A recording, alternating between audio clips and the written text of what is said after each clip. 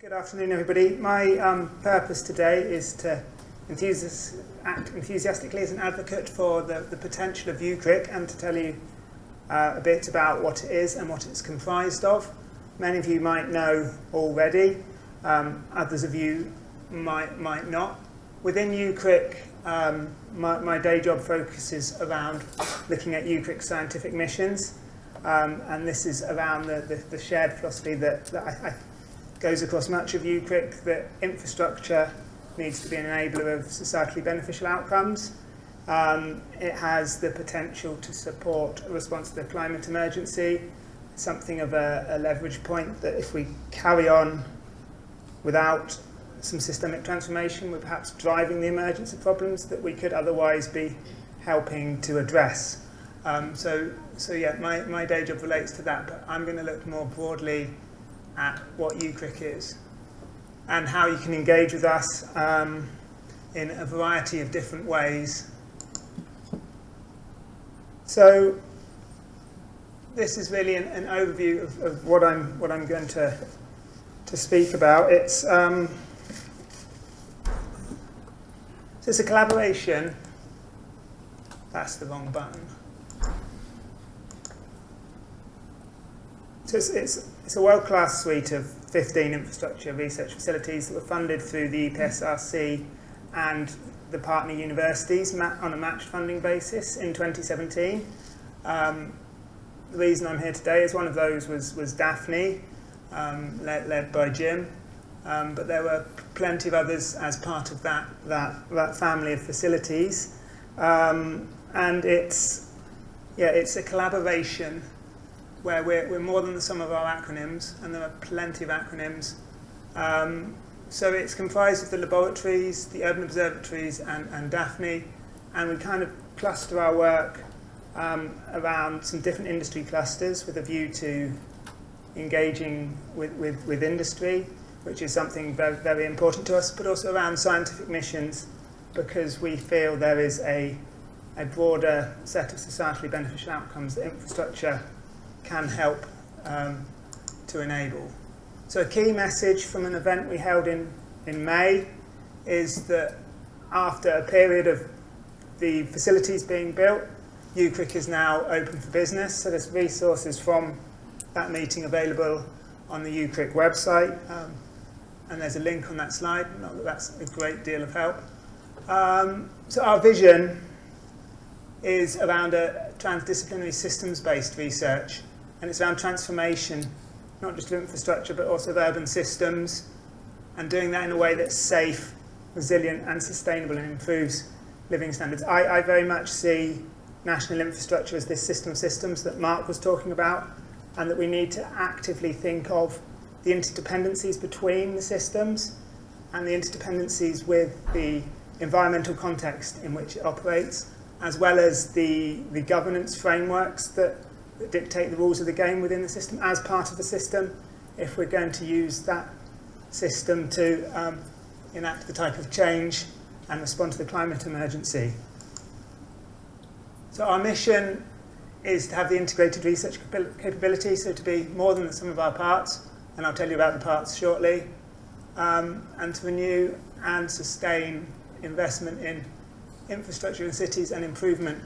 And so we're trying to de-risk the pipeline in the UK of infrastructure investments through the research we're doing across the facilities, and it's that evidence, it's that analysis, it's that systemic perspective with the focus on safety, resilience, net zero, societally beneficial outcomes. So this is who we are. So these are our partner universities, and these are our facilities. That's not so clear, but if you go to the table during the break, go to the table in the display area and find my colleague Joanne. She has fabulously useful resources, which I can wave about here. I said I was going to enthusiastically advocate, so here we go. So there's the facilities, and that's really broken down into a network of urban observatories.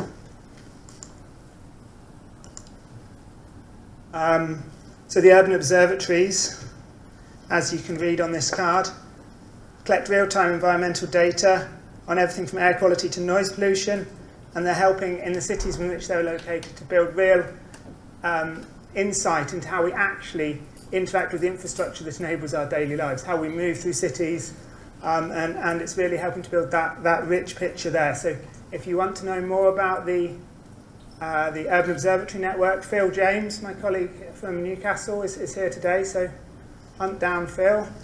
But they're based across these 6 universities, and there's a wealth of information on our website as well. And on May the 17th, we had some presentations linking to the different facilities. So there's resources there, particularly a presentation by Simon Jude, who has an overview of each of the the urban observatories in a slide per piece. So here is another slide stolen from a colleague.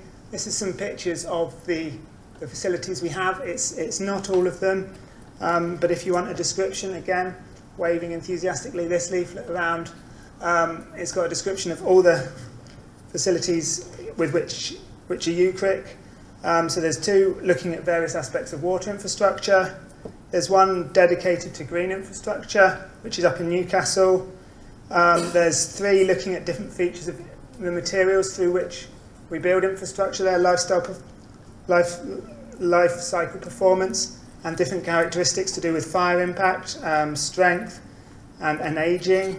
There's a facility at UCL looking at how people and the environment interact in it's a simulated, very flexible setup to design all manner of experiments for insights into infrastructure. We've got work around soils, we've got work around buried infrastructure, and construction, and I'm inevitably missing something, so go and talk to Joanne, go and get this leaflet, and you'll find out all about what it is that UKCRIC do. And if you go to our website, on the Facilities tab, there is contact details of the lead PIs for all of the UKCRIC facilities. So some more pictures. And so the bit I haven't mentioned is the 3rd strand of UKCRIC. We've got the urban observatories, we've got the facilities, but we've also got the data and analytics platform. So this is DAFNI. So DAFNI is part of UKCRIC. It was funded at the same time, in the same way as all of UKCRIC. So UKCRIC is pretty much, I'd say, part of DAFNI, and DAFNI is part of UKCRIC. It's very two-way relationship, but there's a lot of interaction there. So this slide was stolen from Brian and Marion, and this slide, I think, sums up nicely the whole UKCRIC collection. We've got DAFNI there with the platform that DAFNI provides, drawing on data from the urban observatories and other laboratories, all of which are listed here, to add value to what they're doing and generate systemic insights from across multiple aspects of UKCRIC. So all of our outputs can be grouped into one or more industry clusters. So we're trying to focus really on the research challenges as industry sees them, whilst simultaneously offering a systemic perspective onto the deeper causes of those through the modelling and through the research at all of the facilities. And these are the clusters as they are.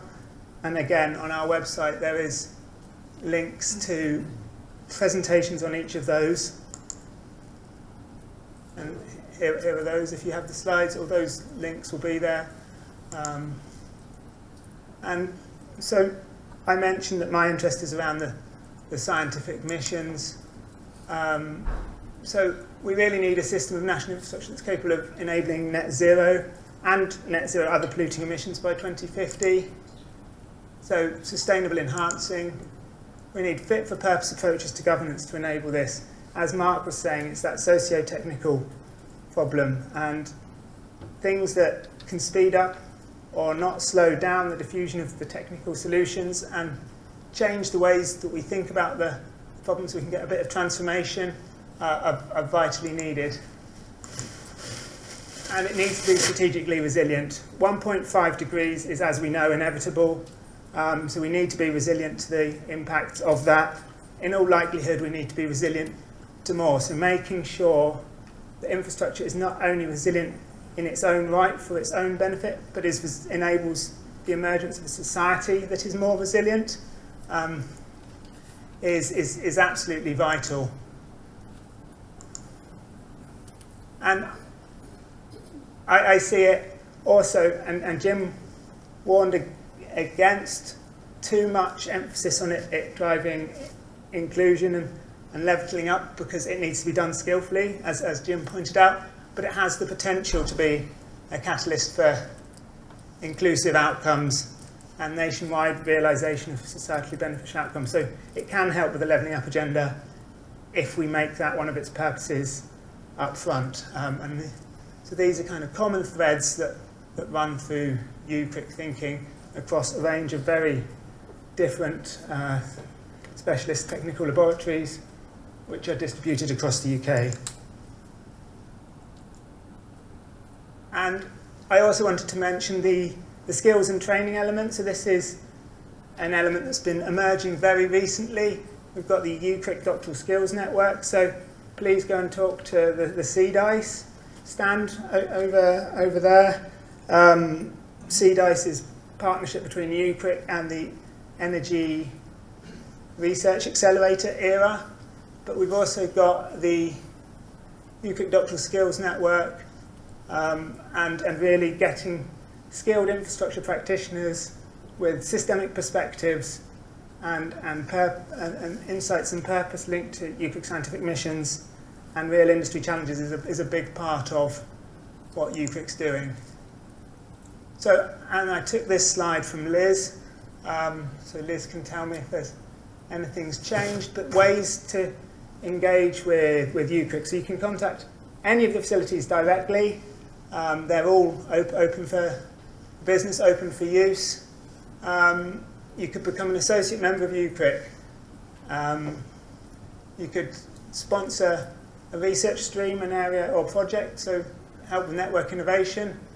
We could work on a framework agreement to commission research from across the whole of UKCRIC, so benefiting from the symbiotic combination of input from across the facilities.